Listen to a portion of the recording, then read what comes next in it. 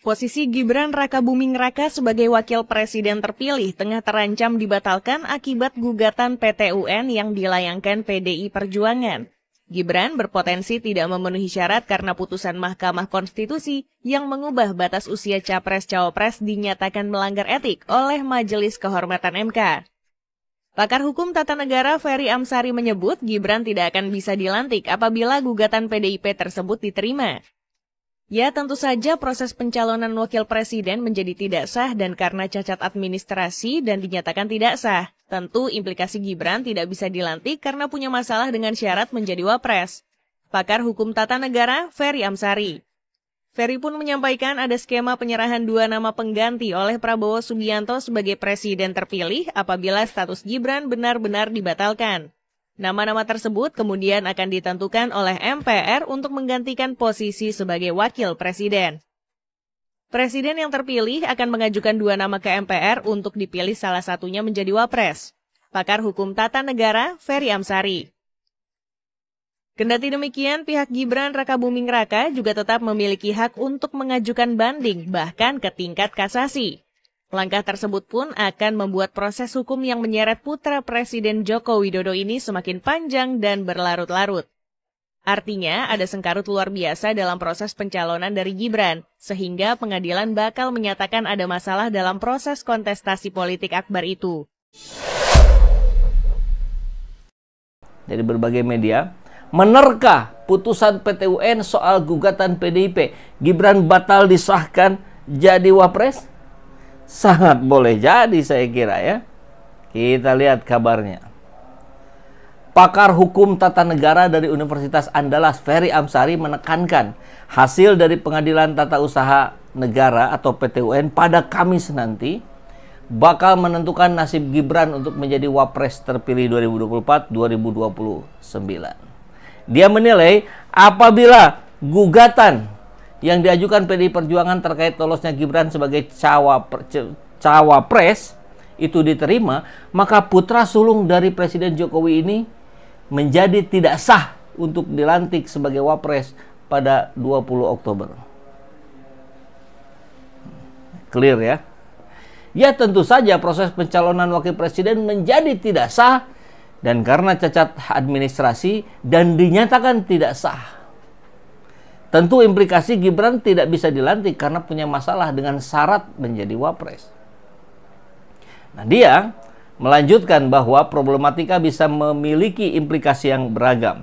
Salah satunya kasus akan panjang apabila Gibran melakukan banding saat dinyatakan tidak sah menjadi wapres terpilih.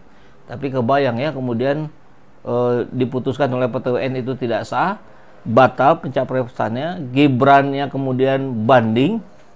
Wah, saya kira kekuatan rakyat akan turun ke jalan. People power akan semakin menunjukkan taringnya.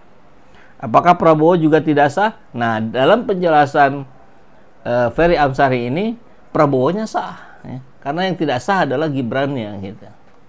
Tidak dijadikan sebagai satu paket. Upaya banding, kata Ferry, akan menimbulkan pertanyaan kepada publik terkait jalannya sistem tata negara. Soal keabsahan proses pelantikan lantaran dipicu proses hukum PT UN yang dilanjutkan dalam proses banding. Ya ada masalah pasti, jelas. Bahkan dia menilai akan ada perdebatan panjang karena status Gibran yang belum tuntas tetapi sudah ada putusan di tingkat pertama yang dinyatakan tidak sah. Jika upaya banding kemudian hari juga menyatakan setuju dengan pengadilan tingkat pertama, maka akan menimbulkan perkara lanjutan, banding lagi, kasasi, gitu ya. Ferry menilai proses ini memperlihatkan ada sengkarut luar biasa dalam proses pencalonan Gibran pada Pilpres 2024 sehingga pengadilan bakal menyatakan ada masalah dalam proses kontestasi politik akbar itu. Namun, dia melanjutkan apabila Gibran tidak melakukan banding, maka Prabowo Subianto selaku presiden terpilih memiliki kewenangan untuk mengajukan 2 nama ke MPR. Siapa ketua MPR-nya? Ahmad Muzani. Waketum Gerindra kalau tidak salah ya, yang pasti dari Gerindra lah. Mengajukan 2 nama ke MPR untuk menggantikan Gibran menjadi wapres. Seru ini. Kalau banding tidak terjadi dan Wapres tidak dilantik, maka presiden yang terpilih baru akan mengajukan 2 nama ke MPR untuk dipilih salah satunya menjadi Wapres. Pasti tidak dari Gerindra lagi ya mestinya ya. Mungkin dari PDIP misalkan. Puan udah jadi ketua DPR ya. Nanti diganti lagi tuh ketua DPR-nya. Nah, tentu kita tahu ya bahwa PDIP menggugat, ini sudah kita bahas berkali-kali, lantaran KPU meloloskan Gibran sebagai cawapres. Gugatan ini ada di nomor sekian. Tim kuasa hukum Partai Demokrasi Indonesia Perjuangan mendaftarkan gugatan perbuatan terkait Pilpres 2024 di Pengadilan Tata Usaha Negara Jakarta Selasa siang. Dalam gugatan kepada Komisi Pemilihan Umum KPU, tim kuasa hukum PDIP menggugat dugaan perbuatan melawan hukum pada penetapan Capres dan Cawapres Prabowo Subianto dan Gibran Rakabuming Raka. Ketua Tim Hukum PDIP Gayus Lumbun menyebut gugatan PDIP di PT UN berbeda dengan gugatan mereka sebelumnya ke MK. Jika gugatan ke Mahkamah Konstitusi hanya berkenaan dengan sengketa suara, gugatan ke PT UN spesifik terkait dugaan perbuatan melawan hukum yang dilakukan KPU. Hari ini kami memasukkan gugatan melalui PT UN spesifik tentang perbuatan melawan hukum oleh pemerintahan yang berkuasa. Dalam hal ini kaitan utamanya adalah KPU. Gugatan kami jenisnya adalah onrechtmatig overheidsdam dalam bahasa hukum. Artinya sebuah perbuatan melanggar hukum oleh kekuasaan pemerintahan. Tim kuasa hukum mengajukan beberapa petitum terkait gugatan yang diajukan. Di antaranya menuntut tergugat mencabut kembali keputusan KPU nomor 360 tahun 2024 tentang penetapan hasil pemilu presiden dan wakil presiden, anggota DPR, DPRD, dan DPD sampai adanya keputusan yang berkekuatan hukum tetap. Johan Teruna melaporkan dari Jakarta.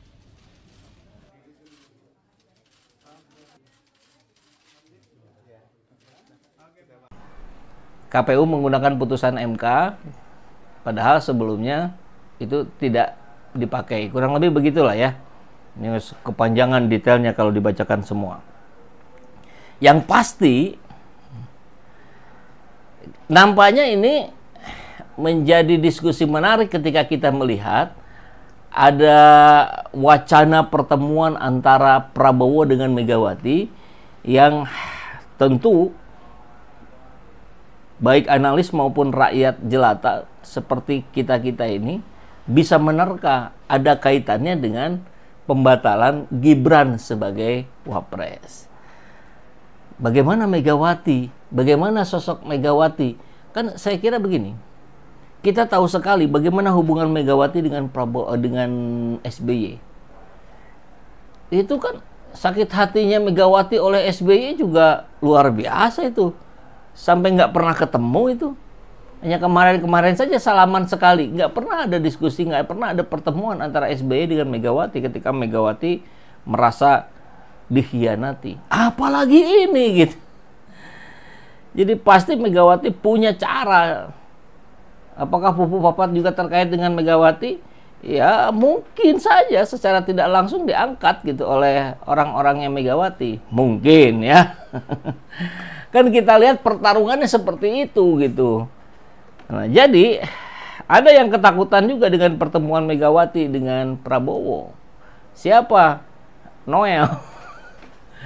Kenapa? Karena Noel kan orangnya Jokowi. Noel pindah dari relawan Ganjar ke relawan pemilu, ya. Paling besar suaranya. Nah, orang-orang seperti Noel ini sangat bahaya jika dipertahankan oleh Prabowo CS. Dia hanya akan jadi parasit di dalam lingkaran Prabowo nantinya. Coba kita dengarkan ya videonya. Bukan negarawan dengan negarawan, ya. Tapi pertemuan antara politisi pejuang dengan negarawan. Pak Prabowo seorang negarawan, yang satu politisi pejuang, Bu Megawati. Karena Bu Mega sampai detik ini saya belum melihat seorang negarawan. Dia politisi. Itulah kalau politisi, Bos. Itu politisi. Enggak kan dua-duanya udah jadi yang satu udah jadi presiden, yang satu lagi mau Ya kan presiden tidak melalui mekanisme pemilihan langsung. Negarawan, enggak itu pertanyaan saya tadi tuh. Pertanyaan Kalau saya Pak Prabowo kan langsung. Pertanyaan saya tadi, ada nggak yang nggak suka nih pertemuan Prabowo dan Megawati? Kalau gue orang yang pada di tengah ya, antara suka tidak dan tidak suka. Oh gitu. Kenapa nggak suka?